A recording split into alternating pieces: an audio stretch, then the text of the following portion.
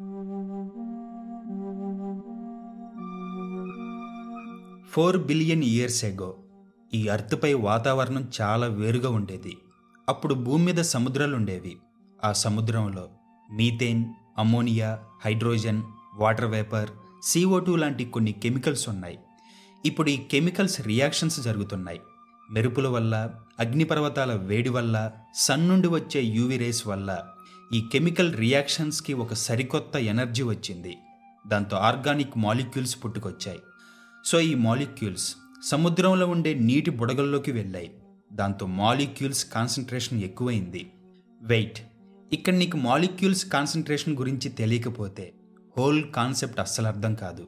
So సింపుల్గా వాడుక భాషలో మాలిక్యూల్స్ కాన్సంట్రేషన్ అంటే ఏంటో చెప్పాలంటే, మీరు ఒక గ్లాస్ వాటర్ తీసుకోండి, అందులో ఒక స్పూన్ సాల్ట్ వేయండి. ఇప్పుడు వాటర్ ఎక్కువ ఉండి సాల్ట్ తక్కువగా ఉండడం వల్ల లో కాన్సంట్రేషన్ ఉంటుంది. బట్ అదే గ్లాస్ వాటర్లో 5 స్పూన్స్ ఆఫ్ సాల్ట్ వేస్తే హై కాన్సంట్రేషన్ జరుగుతుంది. అంటే నీటిలో సాల్ట్ పార్టికల్స్ ఎక్కువగా ఉంటే కాన్సంట్రేషన్ కూడా ఎక్కువ అవుతుంది. ఎగ్జాక్ట్గా సేమ్ సముద్రంలో కొన్ని కెమికల్స్ ఉన్నాయి, బట్ అవి గ్లాస్ వాటర్లో ఒక స్పూన్ సాల్ట్ వేయడం లాంటిది. బట్ ఎప్పుడైతే సముద్రం నీటి బుడగల్లో కెమికల్స్ చేరాయో అప్పుడు దానికి సూర్యుని కాంతి చేరి కాన్సంట్రేషన్ ఎక్కువయింది. దాంతో నీటి బుడగల్లో ఉన్న కెమికల్స్ ఎక్కువయ్యి కెమికల్ రియాక్షన్ ఎక్కువగా జరిగి RNA, DNA లాంటి పెద్ద మాలిక్యూల్స్ ఏర్పడ్డాయి.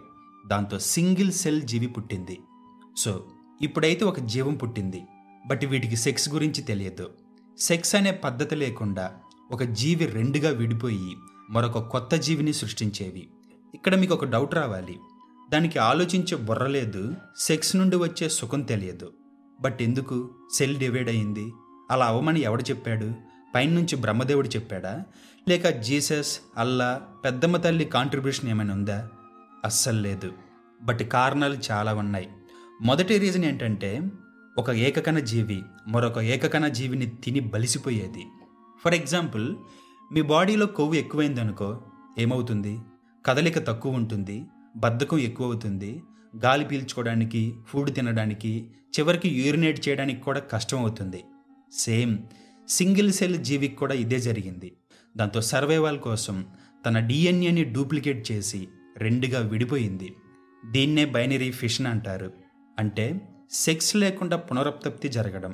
ఇలా ఎన్ని సంవత్సరాలు జరిగిందో తెలుసా? దాదాపు 2 బిలియన్ ఇయర్స్ జరిగింది. దాంతో వాటికి చిరాకు వచ్చింది. అన్నీ ఒకటే మొఖాలు, సింగిల్ సెల్ మొఖాలు. దాంతో అవి మార్పు కోరుకున్నాయి.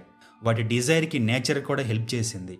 ఎన్నో సంవత్సరాల మార్పు వల్ల ఒక జీవి DNAని మరొక జీవి పంచుకుంది. అలా 50-50 DNA కలిసి మరొక కొత్త జీవి పుట్టింది. అయితే సింగిల్ సెల్ నుండి సడన్గా డబుల్ సెల్, మల్టీ సెల్ అవ్వలేదు. ఈ సింగిల్ సెల్ బ్యాక్టీరియా మొదట తన పని తనే చేసుకునేది. ఆ తర్వాత సెల్స్ గుంపులుగా కలిసి పనిని పంచుకున్నాయి. ఒక సెల్ ఫుడ్ తెస్తే మరొక సెల్ మరొక పని చేసేది, ఇంకొక సెల్ రీప్రొడక్షన్ చేసేది. ఇక్కడే డివిజన్ ఆఫ్ లేబర్ పుట్టింది. ఈ మాట కార్ల్ మార్క్స్ అంటే సంతోషిస్తాడు. సో ఇలా సింగిల్ సెల్ జీవులు కలిసి ఉండే కాలనీస్ నుండి ఒక స్పెషలైజేషన్ జరిగి నిజమైన మల్టీ సెల్యులర్ జీవులు పుట్టుకొచ్చాయి. దాంతో ప్లాంట్స్, ఫంగీ, యానిమల్స్ పుట్టాయి.